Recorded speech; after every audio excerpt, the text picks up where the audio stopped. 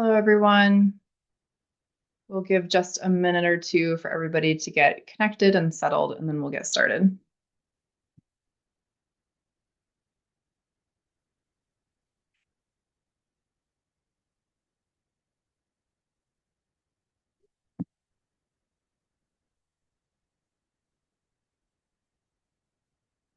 All right. Welcome, everyone.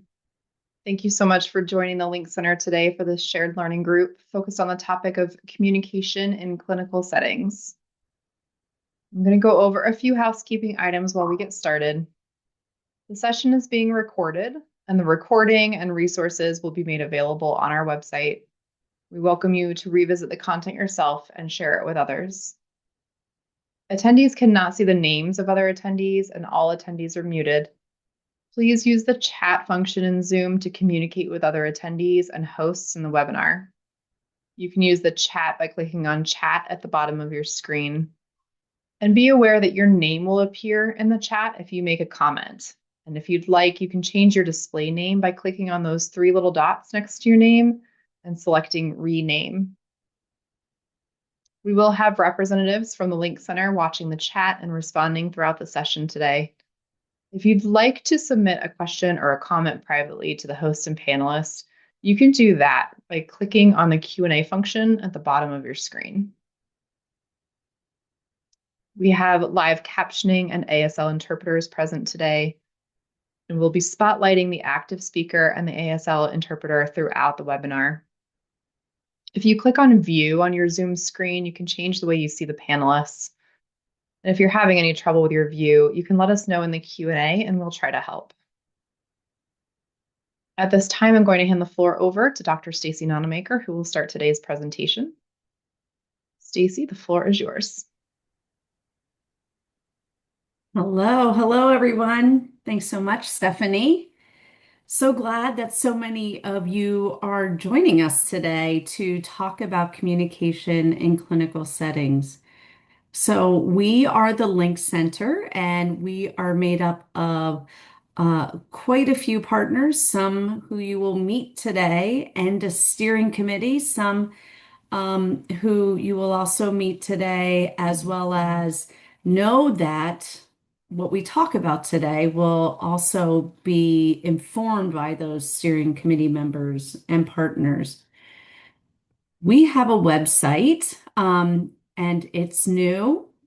So we encourage you to get your phones out and click on this QR code or take the link, www.thelinkcenter.org, and put that into your search engine and check us out online. We have a lot of resources and information on the website. Our shared learning group information is on the website, as well as ones that we've already done and ones that we're going to do. So we would love for you to follow us along on our Link Center website. I see people are already saying hello in the chat. That's great. We always love to know who is joining us. So if you feel comfortable putting your name and any other information about yourself into the chat.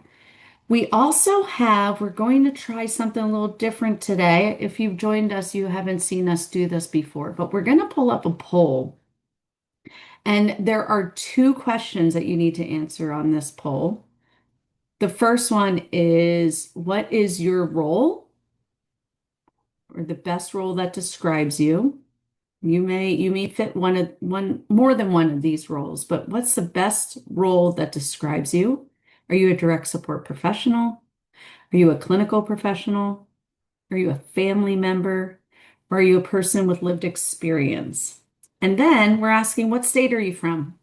So I am with the National Association of State Developmental Disability Directors. We're one of the partners, lead partner in the Link Center. And I am joining you all from Lancaster, Pennsylvania today. So I'll give you a moment to fill this out.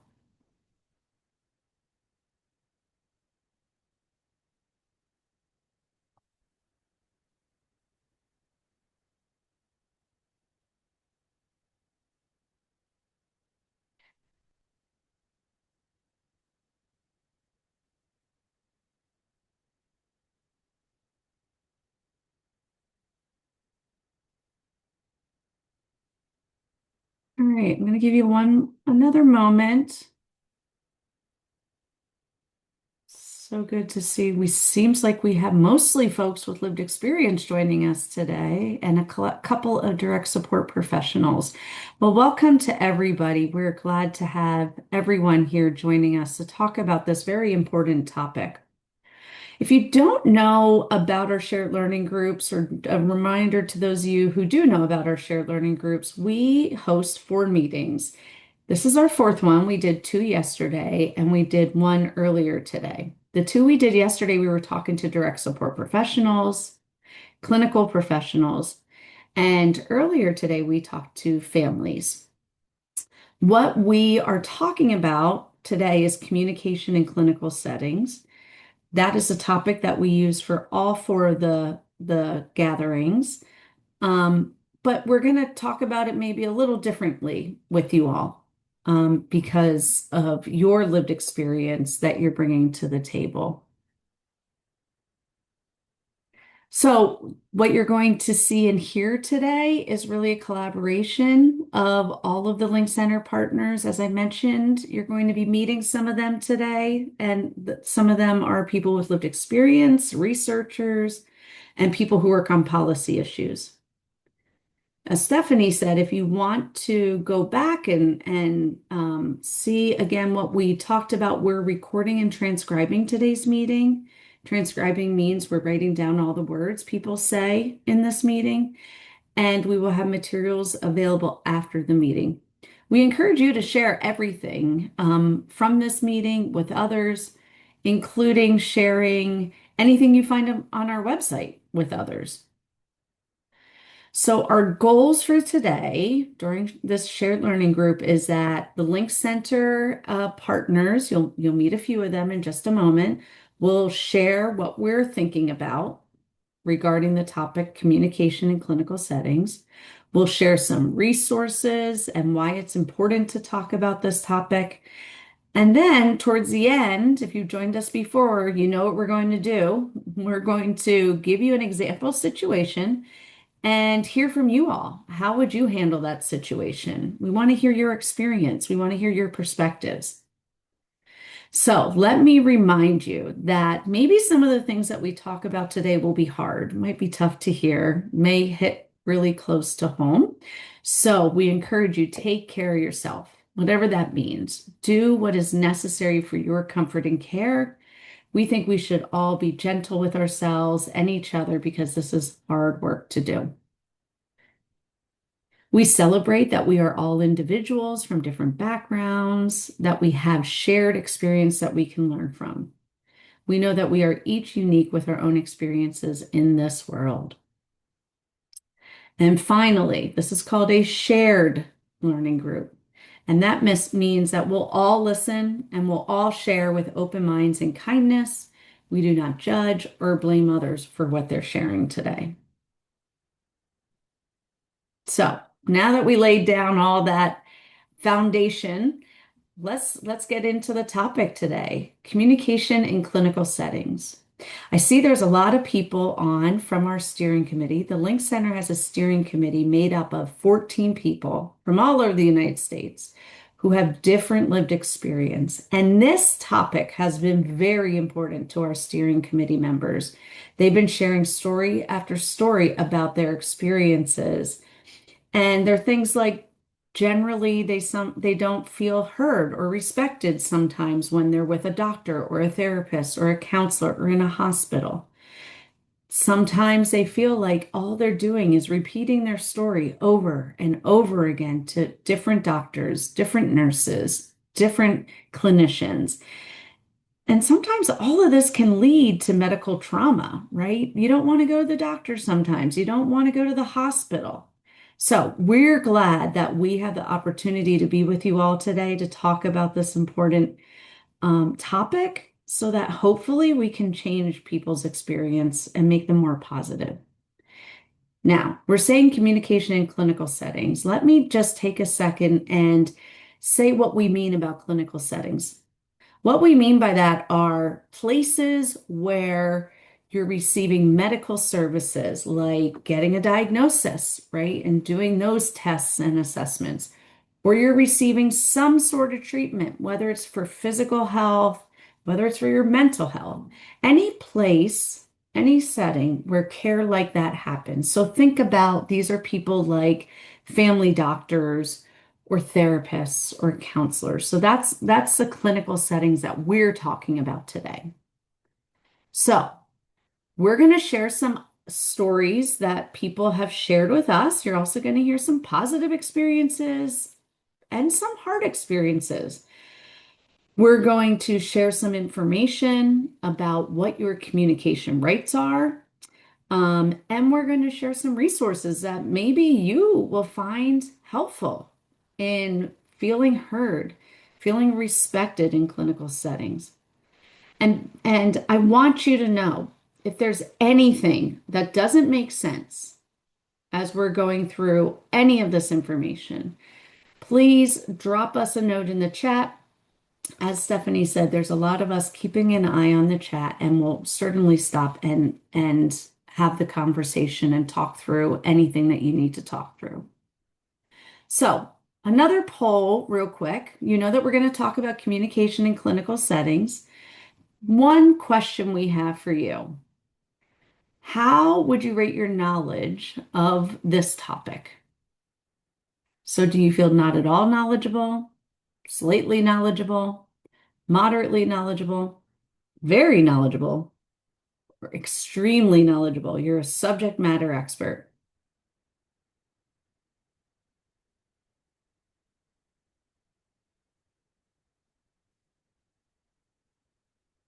Great. Thank you. I see that your responses are coming in.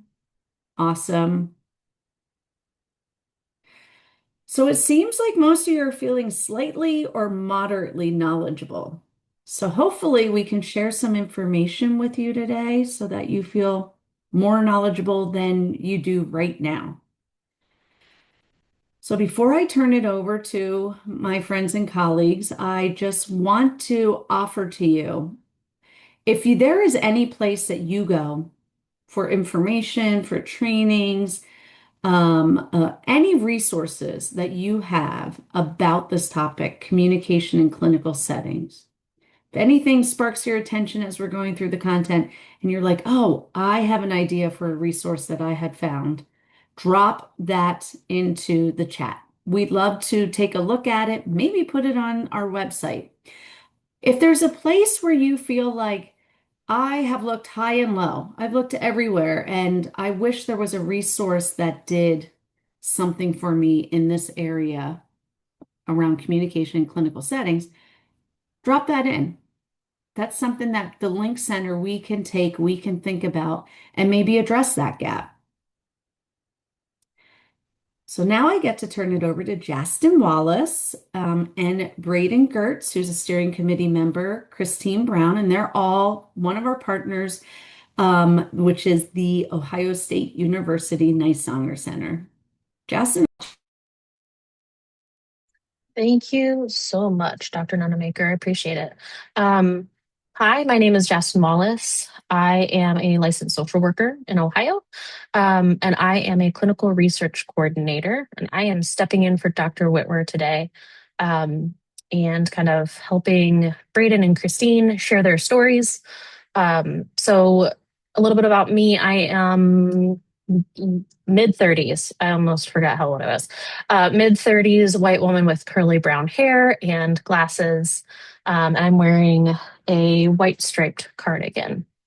So the first thing we're going to do is listen to a little bit about Braden. He's going to share his experience on how he approaches his appointments.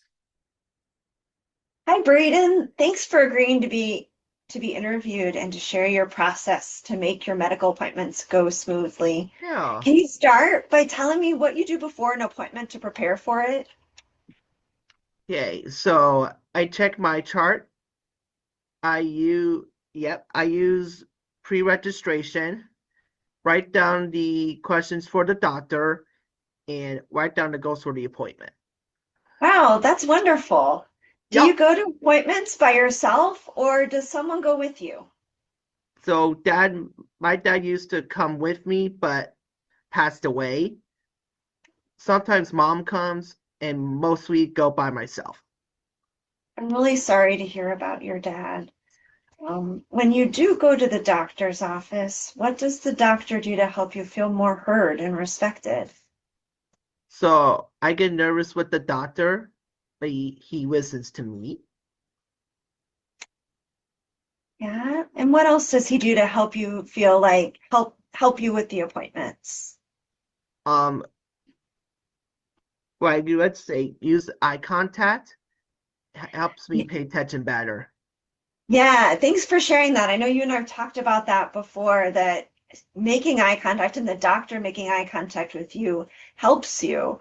I know sometimes that can make other people feel uncomfortable, but it's great that you know that about yourself. Yes. Um, I was wondering how you make sure you remember the advice that the doctor gives you. So I write my own notes during the appointment.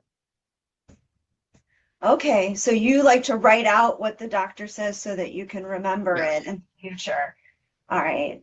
And then what do you do after the visit? I check the after visit summary in my chart.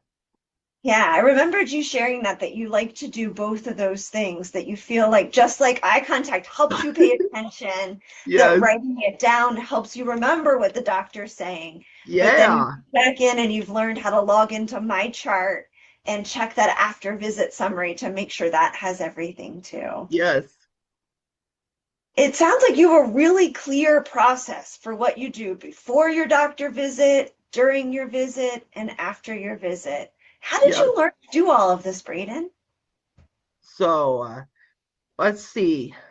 I practiced with my parents, and Dr. Hanks taught me how to use my chart. Oh, that's great. So it sounds Yes. like kind of going over stuff with your parents ahead of time. And then how great that Dr. Hanks helped you learn how to use my chart so that you could use it so well. Yep. Thanks a lot for sharing all of this No with us, Braden. problem. I think it'll be really helpful for other people. Yeah. Yeah, thanks so much. And I hope you have a great rest of your day. Thank you.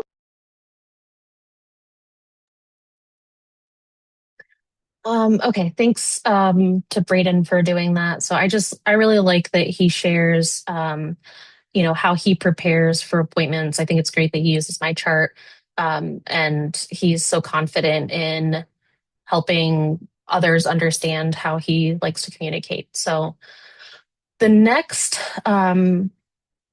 self advocate we're going to hear from is Christine Brown, and she's going to share some challenges that she has experienced. Hi, Christine. Thanks so much for agreeing to be here and to share your kind of tough story about an experience that you had with a healthcare provider. I'll go ahead and let you share your experience. Thanks. So I had a really bad experience around the time I was changing from a pediatric neurologist to an adult neurologist. The new doctor switched my medication without tapering me off the other, which messed with my seizures. And then I had 3 grand mal seizures over 2 days.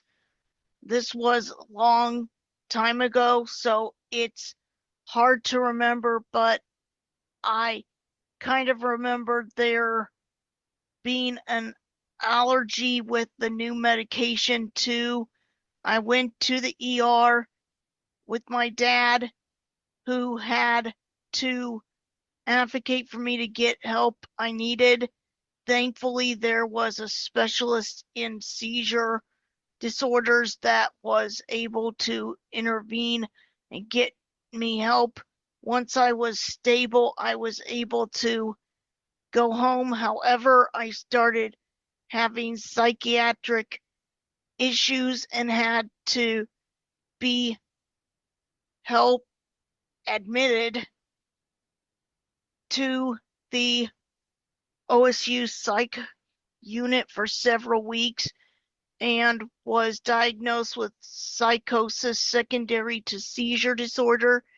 During this, my family was going through a lot of stress. My mom had cancer and surgery at the Cleveland Clinic during that time.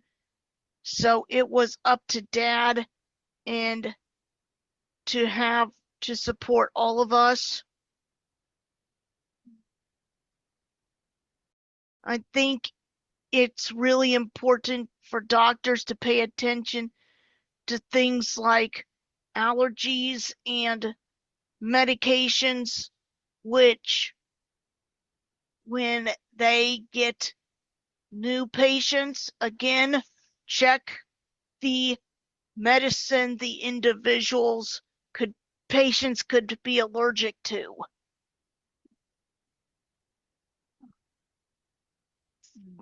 This mess up caused me to have seizures and psychosis and to be hospitalized. It was really bad experience that sticks with me even today.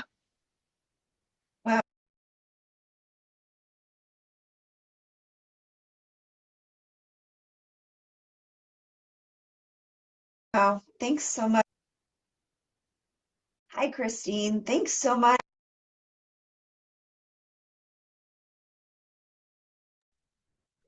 I'm not sure what's going on. I know at the end it was just of that, it was just kind of Christine and Dr. Whitwer kind of summing up. So Dr. Whitwer mentions that, you know, some of the things that she pulls out of Christine's experience are the importance of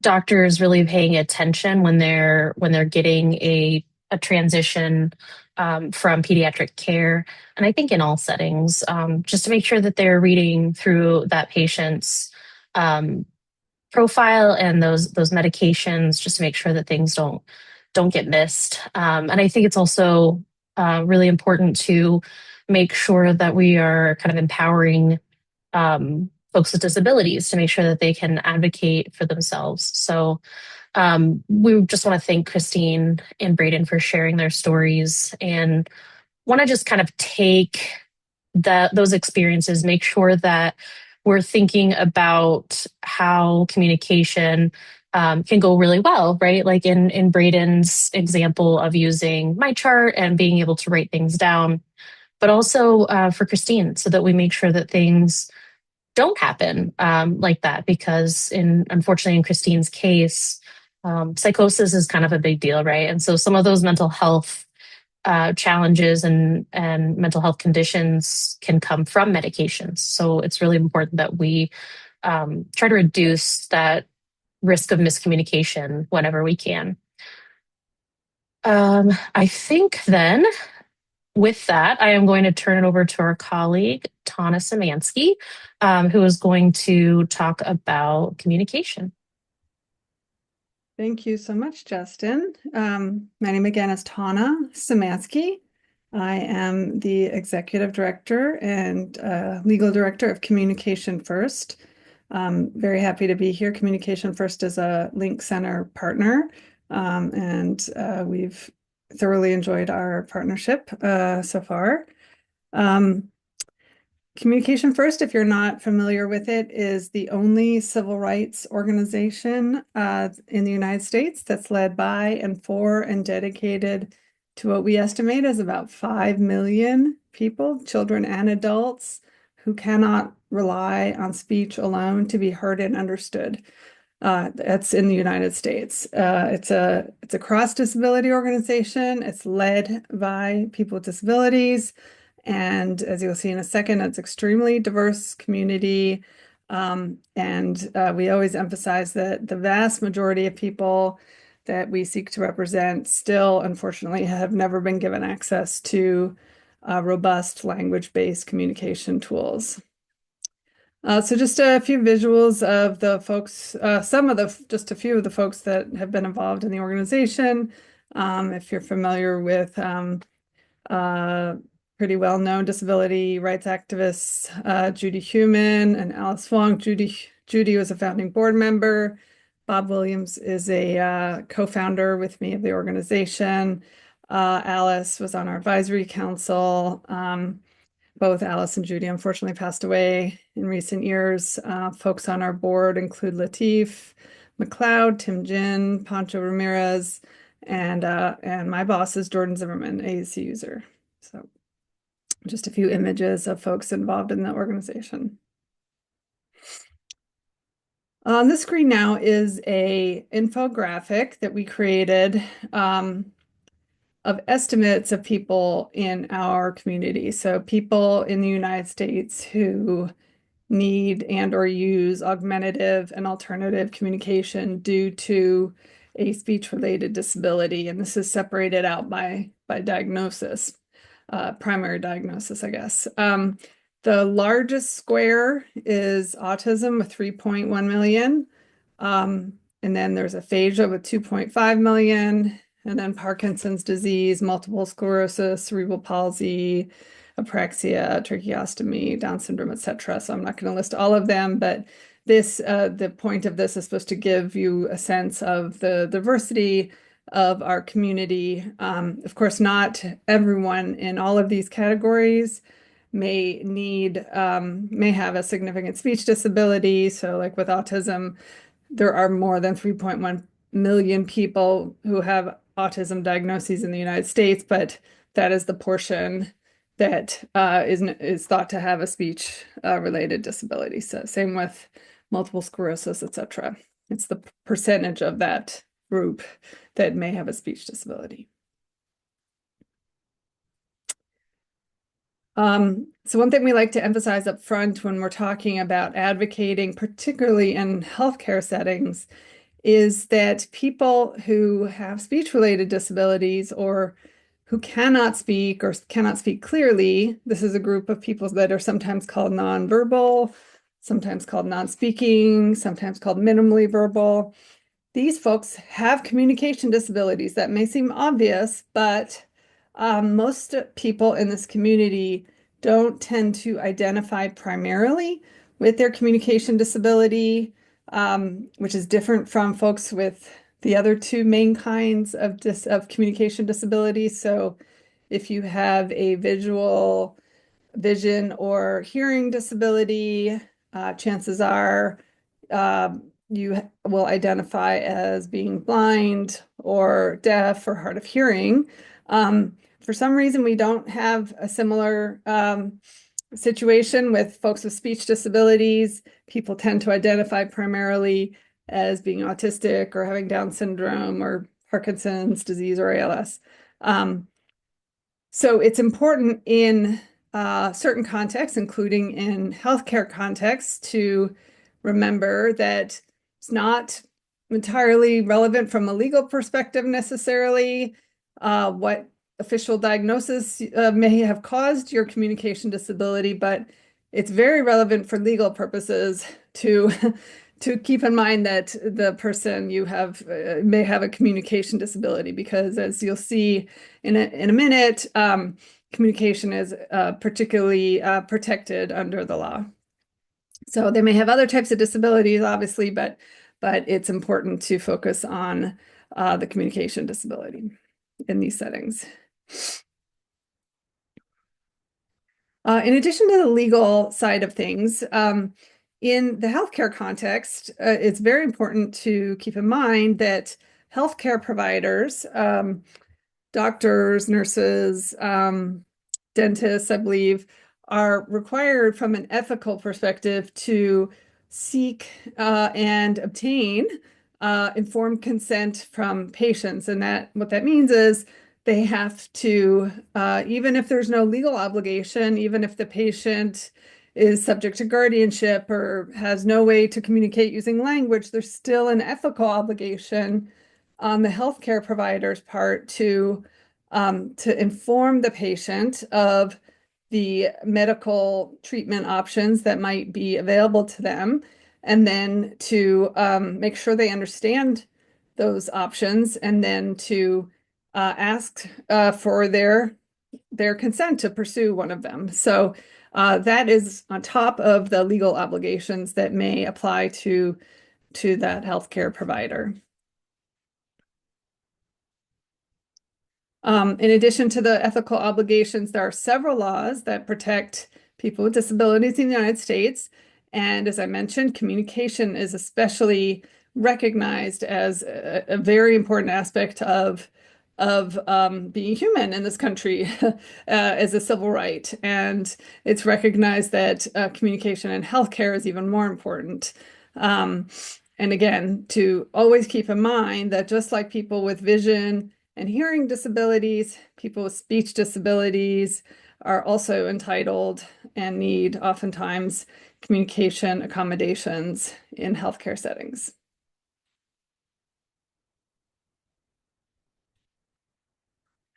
I always like to take a step back and make sure everyone thinks really broadly about what communication is.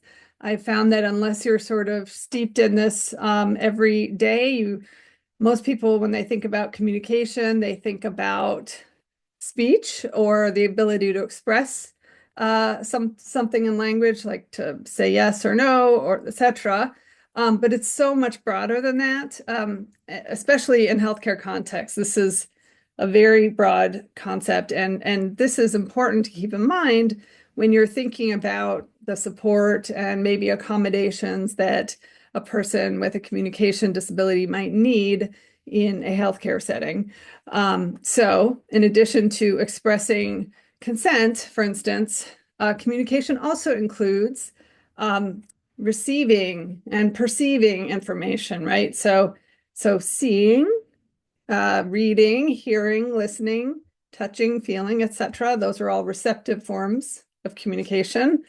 It also includes processing and understanding information. So that is also a form of receptive communication, but it's really more of a cognitive rather than perceptual form of receptive communication. Of course, asking questions to clarify someone's understanding.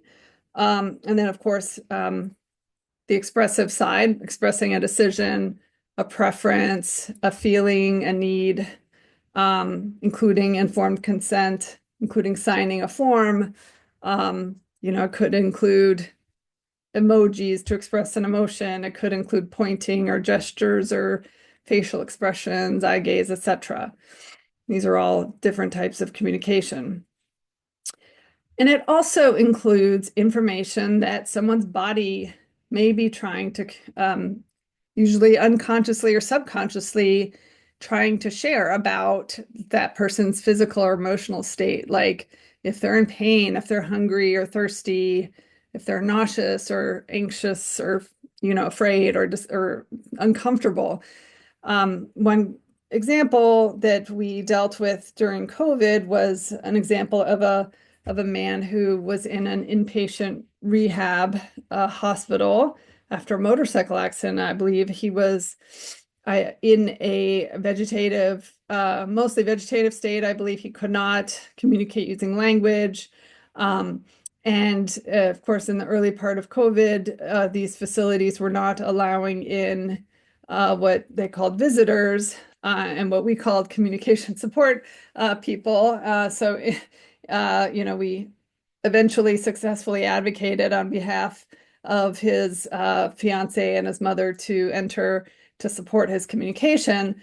But in the meantime, the facility was allowing like a video FaceTime type few minutes a day for them to connect. And during one of these calls, the mother, the fiance, or both noticed that the coloring of his skin was off, like he was looking more gray than normal, or his facial expression was different. And they kept saying, there's something wrong. There's definitely something wrong with him. And the nurses kept saying, oh, no, he's fine. This is normal. He's like, nothing's changed. And they kept pushing. And eventually they did a scan, and it turned out he had had a stroke. So I like that. It's a horrible example, but I like to use it because it's just one example where, if a communication support person had been physically present, they may have detected, that stroke right away, they would have noticed, and they did eventually notice, luckily over the FaceTime, that there was something off. His body was communicating that something was wrong, and that he needed medical attention right away. So that's one example of why someone might need communication support, especially in an inpatient setting, but even outpatient settings or mental health settings, to help someone who may have an expressive communication disability to explain their symptoms or basic physical needs, like if they're hungry or thirsty or in pain. In inpatient settings, a lot of people are given access to a call bell to call the nurse, right? People with speech-related disabilities many have other fine motor disabilities, and ringing a call bell is often impossible for folks in our community. So, being able to ring a call bell is a communication, essentially an accommodation given to patients who are, resident there temporarily or permanently. And if a patient is unable to access the call bell, that would be an example of where an accommodation might be needed. So having another person, for example, present who can ring the call bell for the patient. Another person might be needed to help the patient ask questions and provide informed consent. The change in baseline example. So in the rehab example I gave, like the nurse kept saying, "Oh, that's the baseline is the same," but the nurse did not know the patient before, right? So this came up over and over again during COVID, where the healthcare providers didn't know the patients beforehand and didn't know when things were changing with the patient, and that was an example. We argued successfully that family members, for instance, needed to be there to help that patient communicate that something was physically wrong with them when the patient couldn't do it themselves. It's also really important for folks who are supporting people with communication disabilities to keep in mind that many people in our community may have a trauma history, and that could be medical related, or it could simply be due to the fact that many people with communication disabilities have experienced substantial periods of time without being able to express themselves. And our view at Communication First is that should just automatically be assumed to be a fact that exists with regard to people with expressive communication disabilities, that they have experienced complex trauma, and that should just be assumed. And so, of course, that often, is exacerbated or gets worse in healthcare settings. So, and will require additional support. In the course of advocating for people with communication disabilities in various healthcare settings, I personally always find it really helpful to think about how non-disabled patients are able to access communication in that setting, and to think about all the different ways, like, is it the call bell? Is it signing something? Is it being able to access MyChart, for example? Like if all other patients are able to do these things, to talk and ask questions of the doctors, what is the person with the communication disability? What do they need in order to have that same communication level of communication access and opportunity? It helps us to sort of think of whatever everyone else is getting, because under the law, the disabled patient should be getting the same types of communication opportunities, and if they need accommodations to get there, they're entitled to them. Another essential aspect to keep in mind is that even if you don't have any disabilities, healthcare settings are extremely stressful. And if you're in a healthcare setting as a patient, it's possible you are experiencing pain. So in addition to just stress, you may have pain, and both of those things make communication so much harder for everyone, even if you have no difficulty with speech or hearing or vision. It's just much harder. So you're going to likely need a lot more communication, accommodations, and support in healthcare settings as a result. Now I'm going to play a video that, just in case folks are new to the world of people who need AAC, just shows some folks who have been involved with Communication First to give you just a sense of how diverse our community is, but also how much effort it takes for some AAC users to communicate. So this is going to be played at real-time speed. I'm not going to speed things up, just so folks can gain a very quick appreciation for what it takes to communicate for some people in our community. The truth is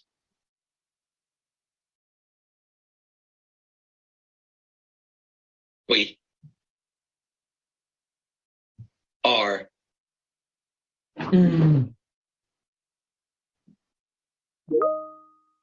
working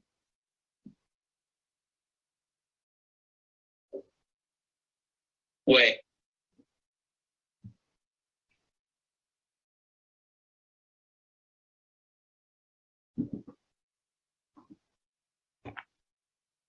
harder to be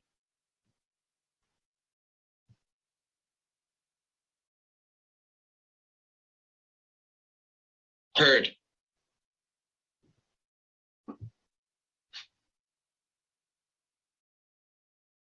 than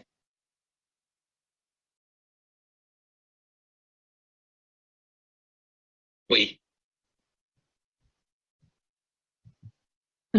get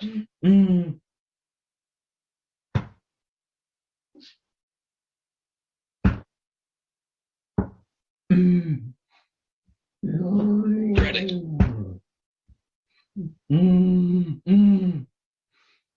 for I want people to know that how I communicate is not strange, weird, or outlandish, but it is very straightforward. I communicate typing into an AAC app that is on my laptop, iPad, and iPhone, and the app speaks for me. I have had cerebral palsy all my life. I am in a power wheelchair and use a speech-generating device. I can access words in two ways, one by spelling and the other by stringing these symbols together. He brought a laser light, attached it to a baseball cap, and posted a letterboard with the alphabet on the wall before me.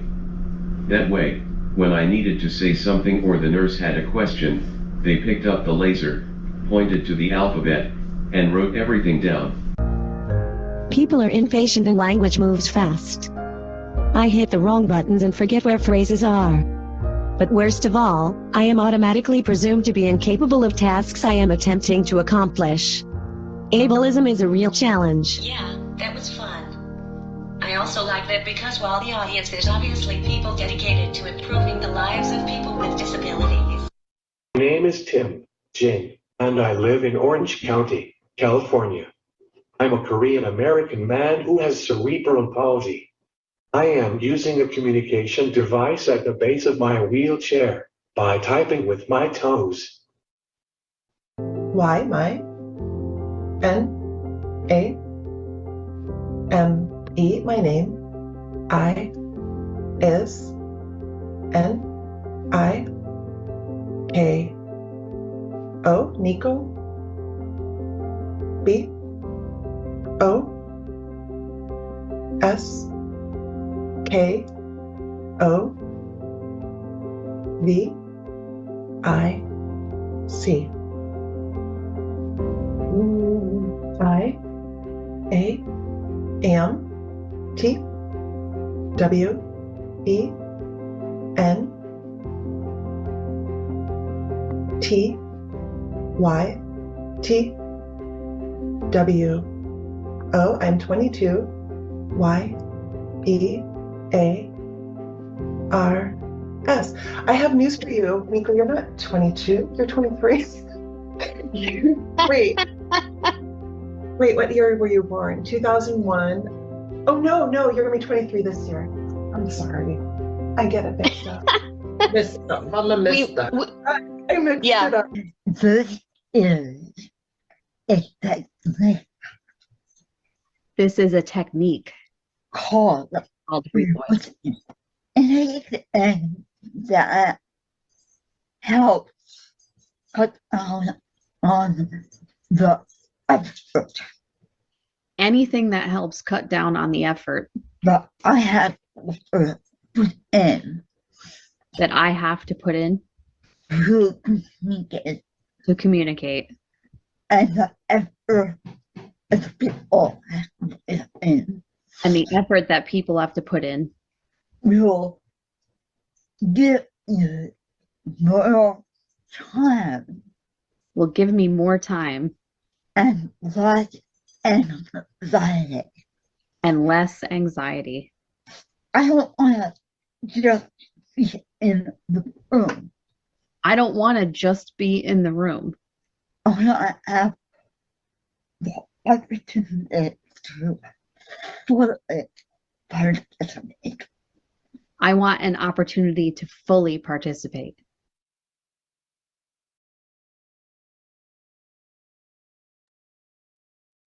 So for folks who are not that familiar with AAC or AAC users, that's just a very short sampler.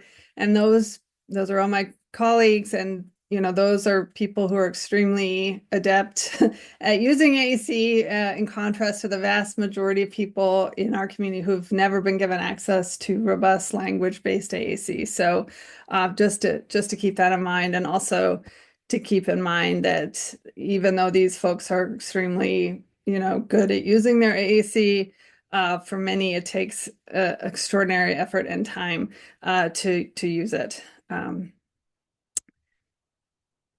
right,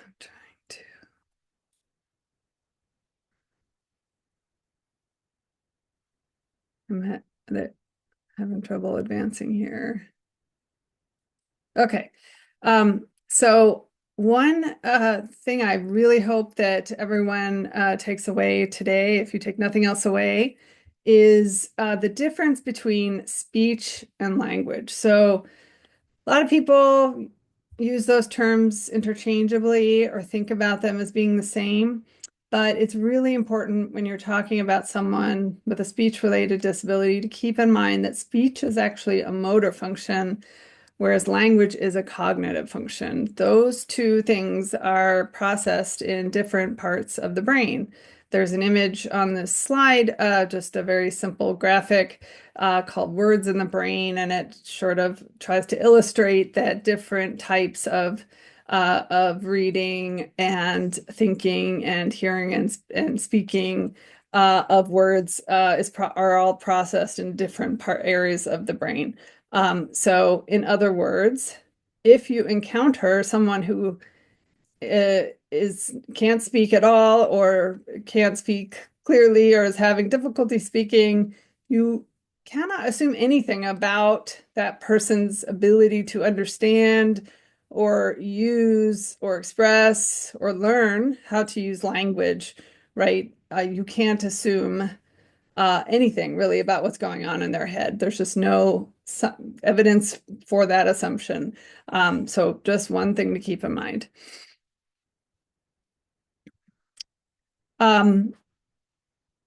We host some guest blogs on our website, and we've done a lot of work in the healthcare setting, I think probably because we launched shortly before the pandemic.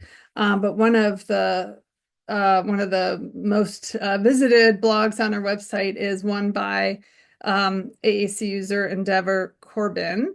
And they have a lot of experience in mental health care settings, and unfortunately have had the experience on multiple occasions of having their AAC communication tools taken away. It's an excellent essay. I highly recommend it. That link at the top goes to it. It will also be in the resources at the end of the slides. But one of the things they say is not having a way to produce an audible no or stop makes someone incredibly vulnerable. And in a medical setting, it is terrifying.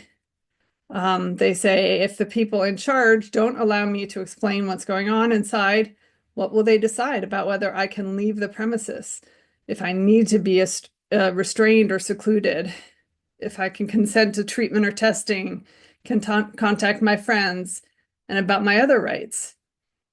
And then they say, you can't decide for a disabled person which forms of communication are going to work for them and when.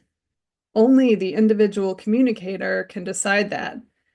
If I don't have autonomy over that choice, whatever authority took it away now has almost infinite power over me. So in that last point, Endeavor, as earlier in the essay, they point out that they have multiple ways of communicating and multiple AAC type of tools.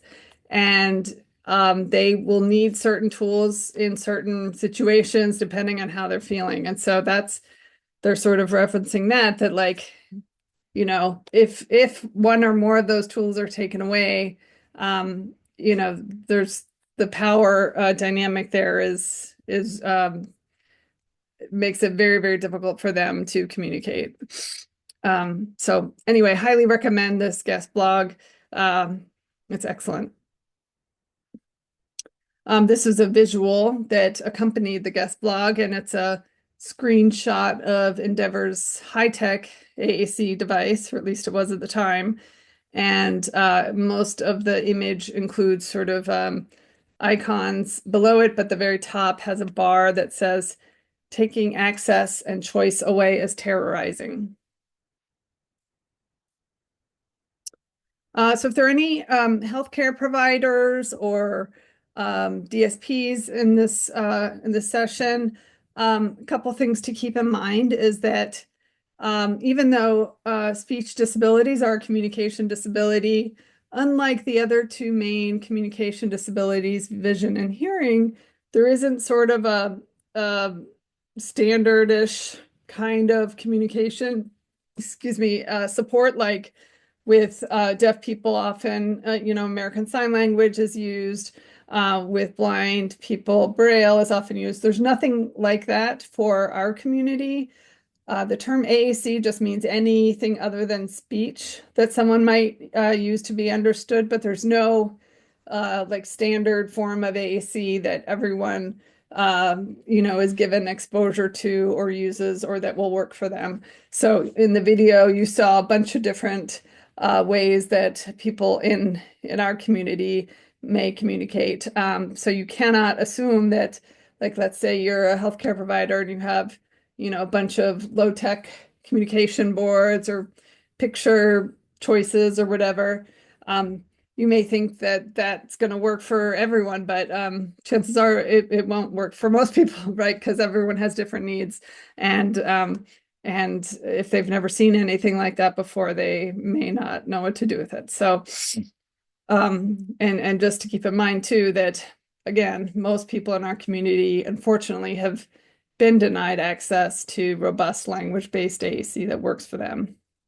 So ideally, you know, ask in advance how the patient communicates and what they need to be able to communicate their symptoms, and plan for more time, of course.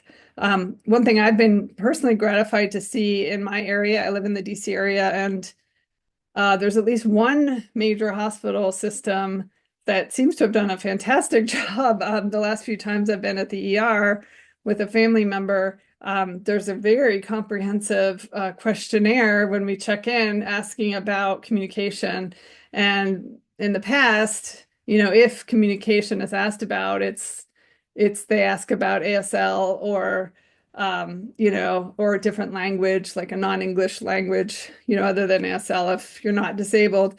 But now it includes speech disabilities, it includes all kinds of things, and it isn't just a check the box and here are the two options we'll give you. explain what you need, if to ask questions and and everything. So I've been impressed with some of the progress recently, at least in this one example. So that they're asking in advance before that you see a healthcare provider.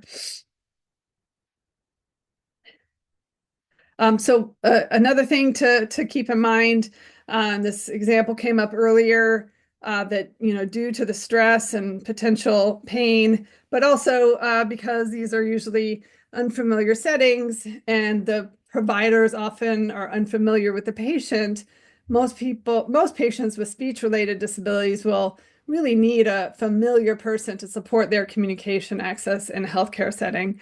And that includes even the people like in that video who are extremely experienced and adept and, you know, independent at using a particular form of language-based AAC. My co-founder, Bob Williams, he often uses the example of, you know, being just in an outpatient doctor's visit, checkup or whatever.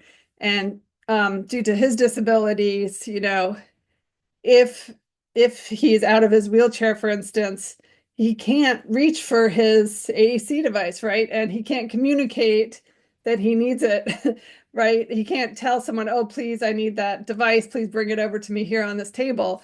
So just that basic, you know, having someone there to make sure that he's able to reach his AAC device is critical, right? So that's just a very simple example of where allowing another human being, a familiar person, to be present.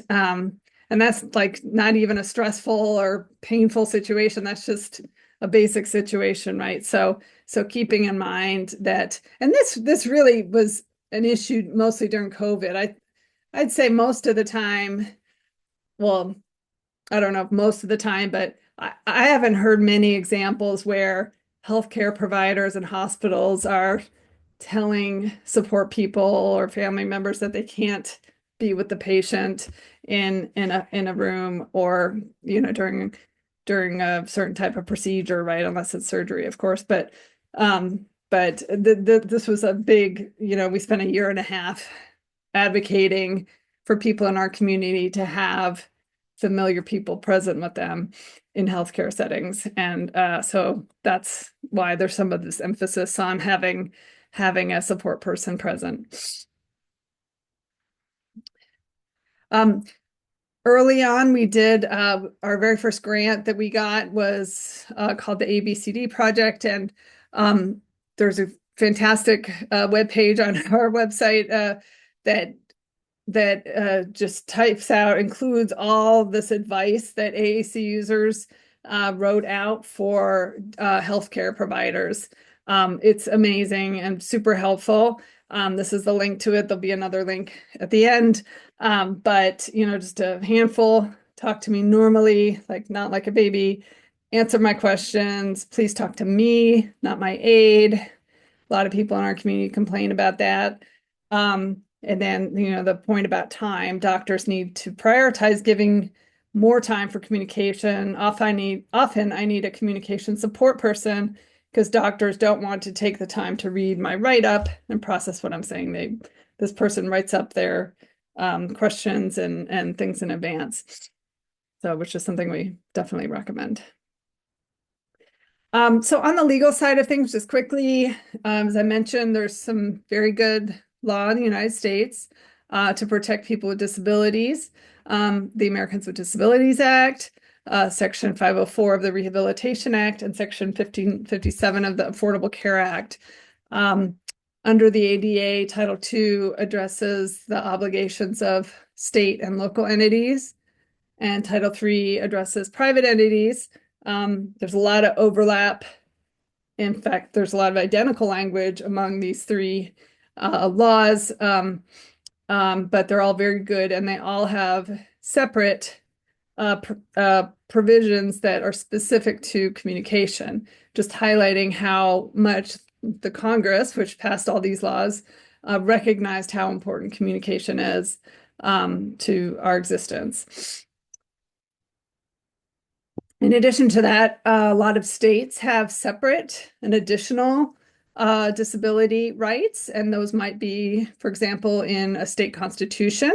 that might have a human rights provision or separate laws governing human rights or disability rights. And then the third sort of broad area of that might cover communication rights in healthcare is what's known as case law, which is what courts essentially issue when they're interpreting law. So that could be an additional source of protection, depending on the context. Essentially, I'm not going to, explain this in depth, but the statutes I mentioned, the ADA and Section 504, the basic idea is that you were supposed to, if you're a hospital or a healthcare provider, even a single doctor or dentist or whatever, you are legally obligated to ensure that the communication you provide to your patients, so that you engage in with your patients, is as effective for those patients with communication disabilities as it is with your patients without disabilities. And if to get there, the patient needs a communication-related accommodation, you are obligated to provide that, you meaning the healthcare provider. So, and to pay for it as well. Auxiliary aids and services is sort of the old-fashioned wonky term that's used in the law. And it just means communication-related accommodations, but that you'll see that term sometimes, like if you check into a hospital or whatever. These laws give priority to the disabled person's preferred form of communication. So if there are potentially multiple ways someone might be able to be given equally effective communication, they're supposed to defer to the patient's preference if it's been expressed. And it's really hard when you're a healthcare provider or hospital to not give the requested accommodation. The defenses are really hard to establish. So it's very strong law. We have very good communication rights law in this country. Unfortunately, it's not always followed, and you have to seek to enforce it. But we do have good law on this, at least on paper. So that's good, and it applies not just to deaf and blind people; it applies to people with speech disabilities as well. And that, by the way, is why Communication First is a cross-disability organization. And we represent people even, if they were born with a speech-related disability or acquire it later due to like a stroke or ALS, because the law doesn't care what caused your speech-related disability. It just cares that you have one, and you have rights regardless. I'm not going to read through all this, but this is some of the language in the regulations about communication rights, auxiliary aids and services. During COVID, just like 2 weeks after the shutdown, I think in March of 2020, we came out with a communication rights toolkit. Here's a screenshot of the webpage that we have it on. It says COVID-19. But it's applies regardless of pandemic. So we're in the process of redoing our website right now, and it won't say that anymore, the COVID-19 thing. But it essentially lays out and explains what the law is in fairly plain language, what your legal rights are, not just in hospital settings, but also in doctors' offices, in mental health facilities, etc. Both to communication supports, but also not to be discriminated against as a person with a disability. And then it includes a communication rights and accommodation need request form that you can print out and fill out and give either in advance or when you go to the facility. And it explains what you need, and it's got some examples there, for instance. So, lots of people, we've gotten lots of emails from folks saying that they use that. It's available in Spanish and Chinese as well. And then it also has all the law there, how to advocate, how to file a complaint if you need to. and links to some other tools that might be helpful, like communication boards and other things. So the rest of the slides here really just are links to various resources. So the toolkit, so a lot of these we created, some, you know, our partners or friends or colleagues created. Some of the links to the blogs I mentioned, some videos from ACE users and others, some mental health related resources, and including two we did with the Link Center, I think about a year ago, on crisis plans. And then I always encourage people to watch videos. These 4 in particular are great. We made 2 of these, but they're all fantastic, about safety and safeguards.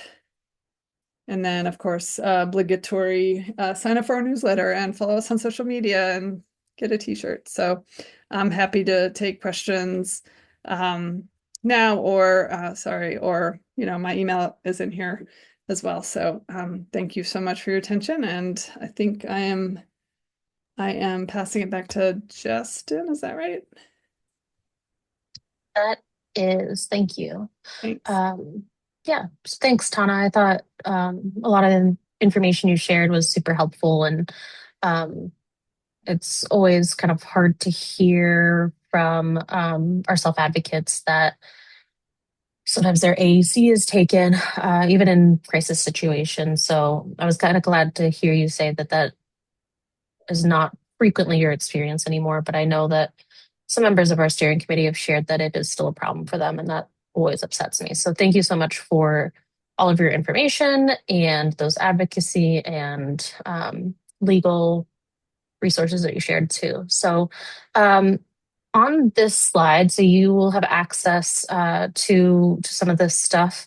I'm not going to play Christine's video because I'm really excited to get to our exercise. I think it's going to be awesome with you guys being so involved in the chat. I think it's gonna be fun. So for sure, read through those or look through them when you get a minute. Christine just talks about the mental health therapy toolkit and some of the other resources that we have created through Nysonger's RRTC. And we also kind of link a lot to Charting the Life course, which is an incredible list of tools. They've got all kinds of stuff. I am going to drop a few things in the chat, but there are more resources at the links that I'm going to put in here. And then I think we can go forward, Stephanie. Yeah, so all of these things I'll put in the chat, but I think the most important thing that we wanted to make sure that you guys were aware of is we do a lot of clear language stuff, right? The RRTC helps a lot with putting things into clear language, our research and tools and things like that. They are also starting, and I'm not part of this project, so I can't answer questions, but I will get you answers if you need them.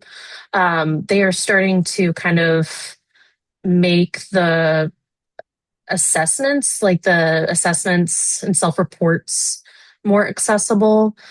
So they are recruiting for a study, and I think Stacy is going to pop it in the chat.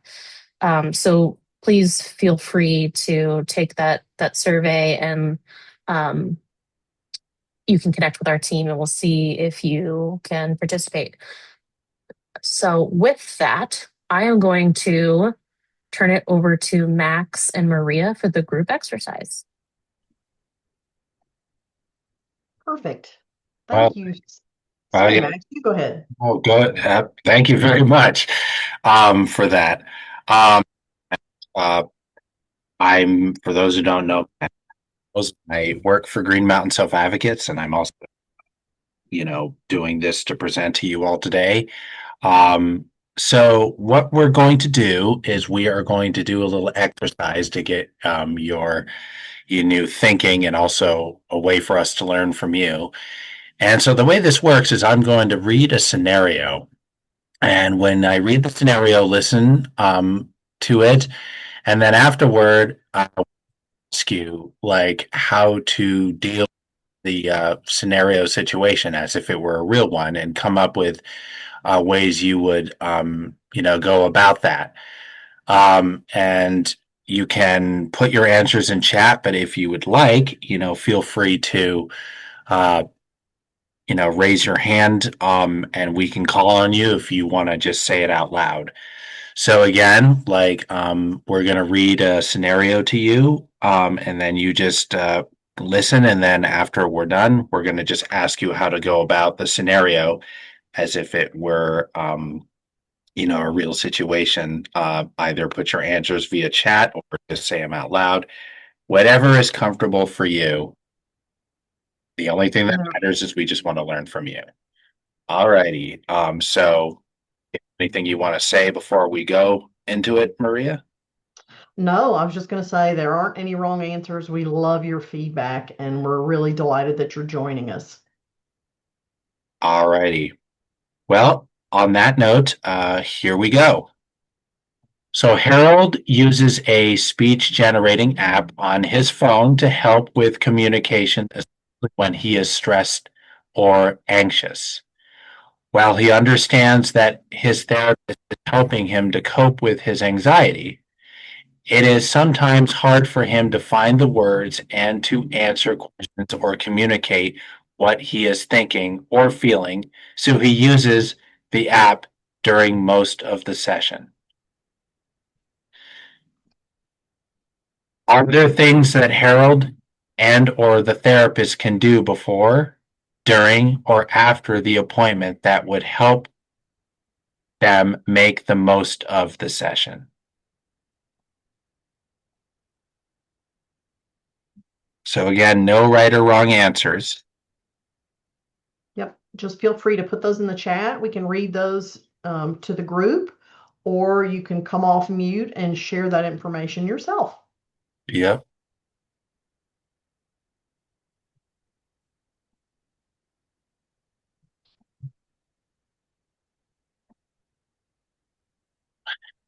Answer question first.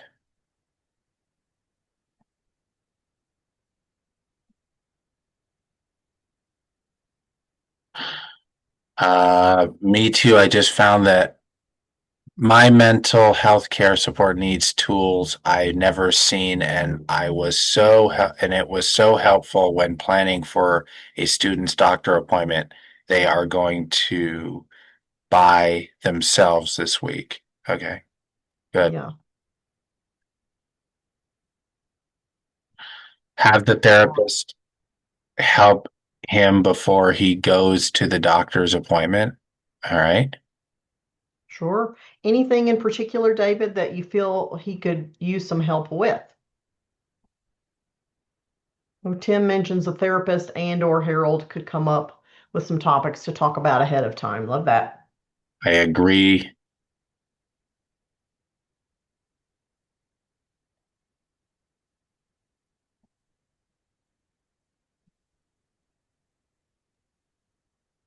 We have Sean with his hand raised, and I just unlocked his microphone for him. Sean? Great.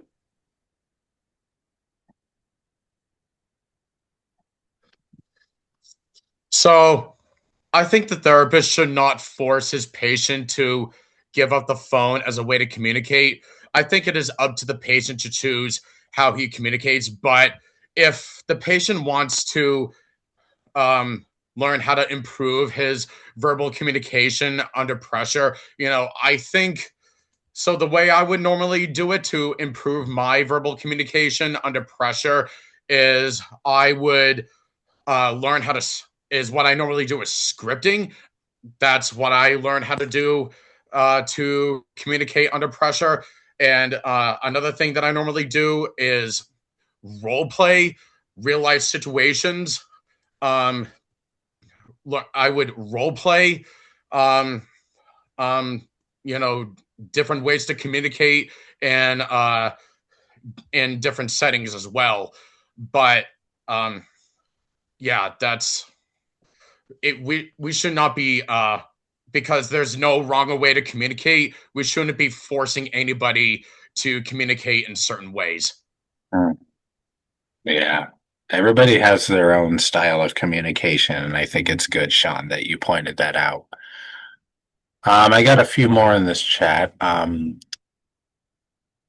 One says the therapist can ask Harold questions before, after, and during the appointment. Another person says find ways to plan what you want to talk about before going to talk about it. That way it will be more successful and things will be spoken clearly from the patient and the therapist. It's always works to plan ahead before you start going all over the place. Yeah, that's good. And I will also say too that, sometimes, that can give, the individual who the therapist is seeing like a way to kind of come up with what they want to discuss, like their own agenda. I know. I like that, Max. That's great. And I think that might help to reduce the anxiety too. Yeah. I think follow up to what David said earlier, maybe with using his device, he is using, I guess he already knows how he uses the device. And he also agrees with Sean on what he said. I got another one that says, explain things more clearly to Harold so he can understand better. That's good because I think sometimes therapists can sort of forget that when they are speaking to the individual, they may go too fast, or they even may say things that may not be understood, or they may use a word that is unfamiliar, or a few words in their sentences that is unfamiliar. And so it's good to kind of do that. I also think what I sometimes do is I have to ask, a therapist or a doctor, which can be a therapist too, like to repeat like what they said and just have it said more in a way that I can understand, like just to, get clarification. So Do you think, Max, it might be good to have information too in a couple of different formats? As the therapist is sharing it verbally, could it also be shared in writing beforehand and during, so people could have it to refer back to? I think if there's a preview in that sense of like what the therapist may discuss with the individual, I think that's good. Also, too, through, I will say, my personal experience, sometimes therapists can take note of what was discussed at the last appointment that they had with the individual, and then maybe write that down as a accommodation for the individual. Because I know with me, the what I want to talk about basically matters the most. And so I sort of have I do have control over what I want to discuss. Definitely. I think Ocean is kind of emphasizing that point too, with communicating needs before the appointment, that puts you back in the driver's seat. Right. Explain things more. Oh yeah, it's already said. We have a couple of hands raised. I will allow Sean Fritz to open his mic now. Great. Thanks, Stephanie. Can you hear me first? Yes. All right. I think that I agree with the other Sean as well, and I agree with that the therapist or doctor or even a DSP should help him assist him with the apps and his phone and what he can communicate with. Mm-hmm. Great. Thank you.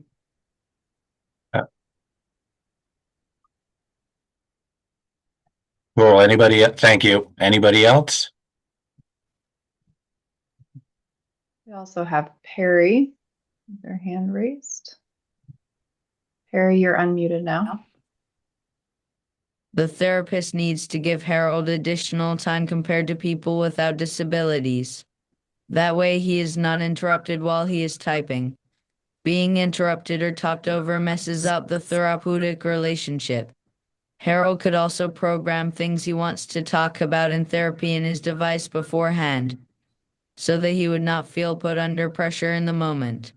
I don't think him using the device less should be a goal, unless Harold really wants that for himself.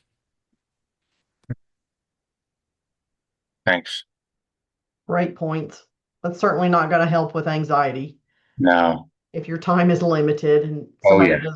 doesn't give you what you need to express yourself. Mm-hmm. I got something. Oh, go ahead. Sorry. No, I was just going to say rushing through a session, as Patrick is noting, is not great. No.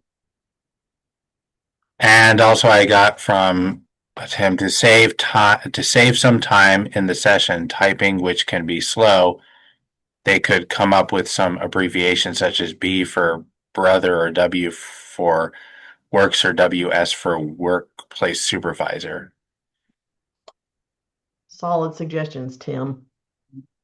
I will say, through personal experience, I sometimes have trouble with abbreviations. That could be true as well. You just have to go with what works best for you and the therapist. That's just my personal, but I'm not saying it's bad. And, maybe to set some ground rules in the very beginning so everybody's in the same place with those kinds of things. We've got another minute. Any last thoughts before we shift gears and close things out today?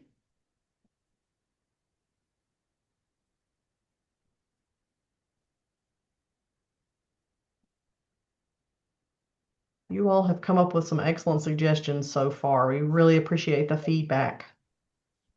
And this is also, again, I love learning from people, so this is a great way to learn from all of you. Has his mic open now? Harold's therapist should explain everything in plain language. Mm-hmm. Great point. Yep. And in an acronym-free zone, perhaps. Oh. I think it's different for everyone. I just was pointing out for me, it can be. Like,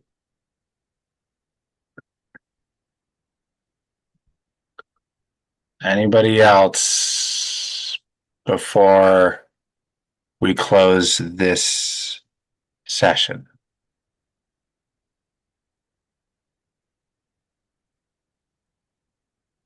Sounds like we can turn things over to Tim then. I think so. I think agree with you, Maddie said. And then excellent from Sean. Alrighty. Well, thank you so much, everyone. Your input is, and I will now turn the floor over to Tim. All right. Thanks, Max and Maria. And I'm Tim Tunner. I'm a middle to late middle-aged white guy with not a lot of hair on his head, but a grayish-brown beard and a light blue plaid button-down shirt. And so thanks everyone for being here today. A really great discussion, more so even I think than most of the other. So really always get some great discussion on in this group. So thank you everyone, and please continue to add to the chat.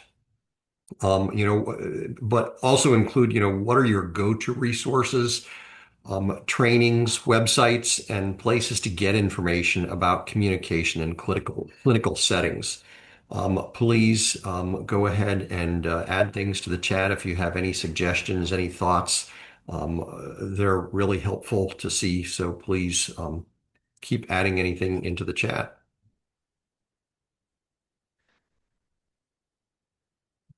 And the next slide. So in just a moment, we're going to launch into a couple of questions that we hope you'll answer quickly as we wrap up the session today. For the first question, at the beginning of the session, we asked you to rate your knowledge of this topic. And now we'd like you to do the same after listening to the presenters today. This will help us to understand if our content was understandable, informative, and useful. For question number 2, the Link Center is a project of national significance, and because of that, we're really interested in how many people's lives we are impacting through this work. So please let us know if you will be sharing this information with family members or people with lived experience. Please let us know so that we can keep track of how many people we're actually reaching with this.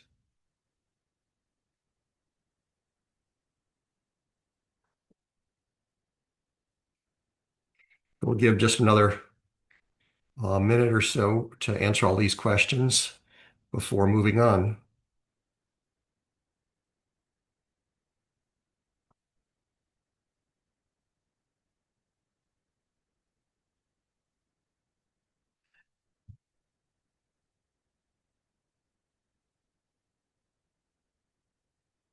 And again, please go ahead and keep adding to the chat box if you have anything to add. So here is the schedule of both past and upcoming shared learning groups. You can find recordings and material from past events on the Link Center website. And you can find and register for upcoming shared learning groups on the website as well. The next topic will be suicide and suicide prevention, and it will be in this upcoming July.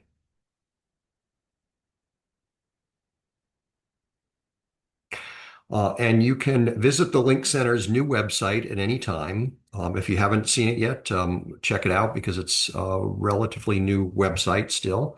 The address and link here are here on the screen, and we'll also, I see Stephanie dropped it into the chat as well. You can also email the Link Center if you have any questions or suggestions, and we're always really happy to get any input, suggestions, thoughts. So please reach out. We do have a quick evaluation that we hope you will complete for us. On the screen is the QR code that you can scan with your phone, and we'll put the link. I see Stephanie added the link in the chat as well. And it will also pop up when we close today and will be sent out to everyone in an email afterwards. Your feedback on the evaluation really helps us to make improvements and adjustments for future webinars and products. So we appreciate everyone filling out this survey. So thank you again for participating today. A special thanks to Braden Gertz, Andrea Whitwer, and Christine Brown with the Neisinger Center. I think I pronounced that correctly. Tana Szymanski at Communication First, and Monica Wofford and Pam Spencer. We would like to also thank all of our steering committee members, as always, for sharing their thoughts and experiences that are invaluable to these shared learning groups. Thank you also to the ACL, the Administration for Community Living, and all the partners for contributing to the preparation of and content for this meeting. That is all we have for today. Thank you very much and have a great afternoon.